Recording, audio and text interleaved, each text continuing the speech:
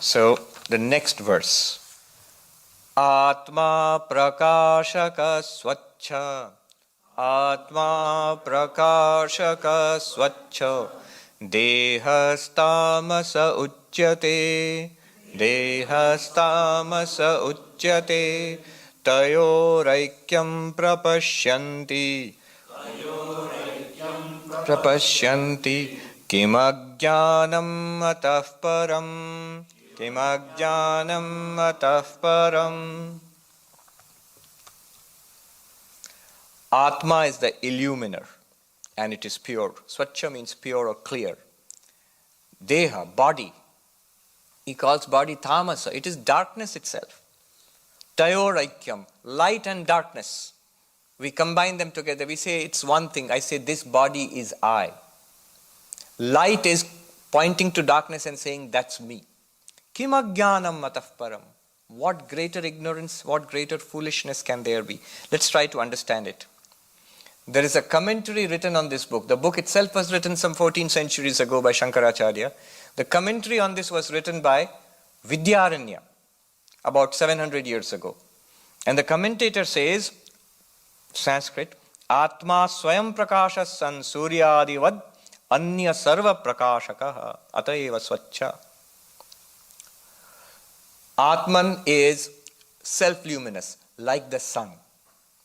The sun illumines everything. And the sun is pure.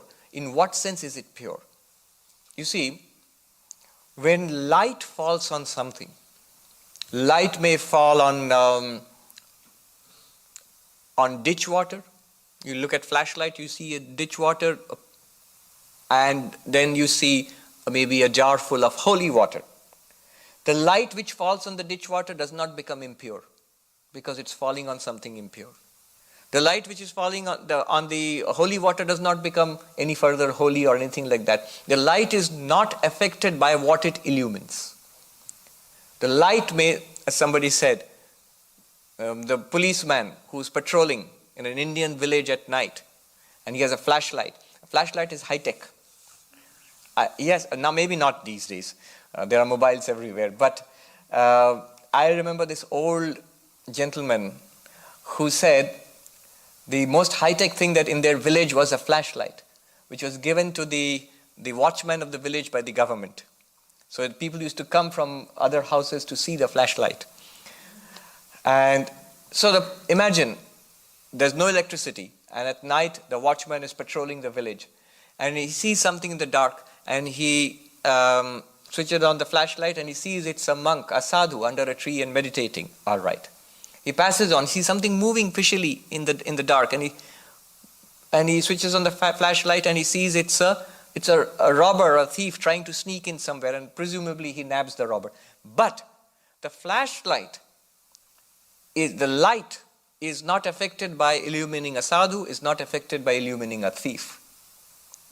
So in that sense, light is not affected but by what it shines upon. Consciousness is not affected by what it is aware of.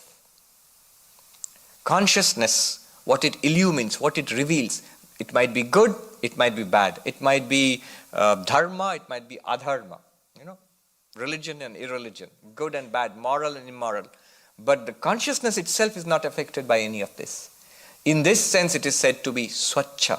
Swachha means pure, clear. Does not matter what it reveals. What it reveals may be good or bad, but that which reveals is not affected by that. Now, think about it. Consciousness is the light of lights.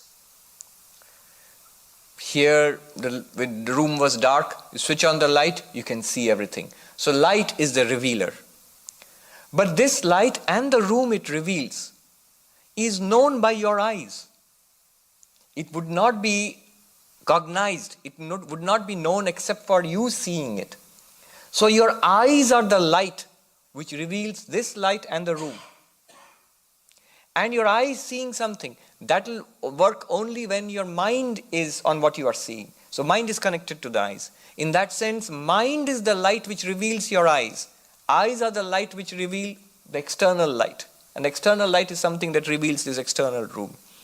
Really, your mind is the light for all of these lights.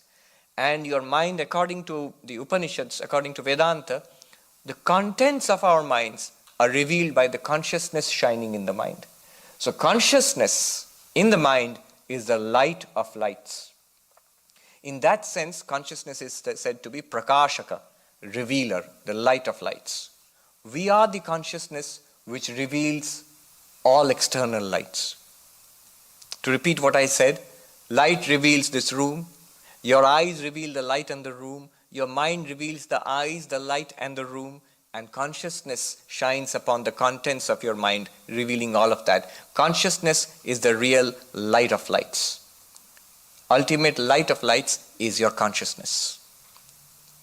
If this light is switched off, you may say, I cannot see anything without this light, but that you cannot see anything, that fact also is revealed by your consciousness.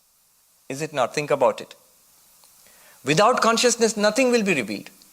To you, without your consciousness, nothing will be revealed. All lights may be on or lights may be switched off. Whatever happens in the world, whatever happens in the mind within ourselves, nothing is revealed without consciousness. With consciousness, the presence or absence of things external to consciousness are revealed. So this is what he is saying. Consciousness is the light of lights. It's prakashaka, the illuminer. The real and only illuminer is consciousness.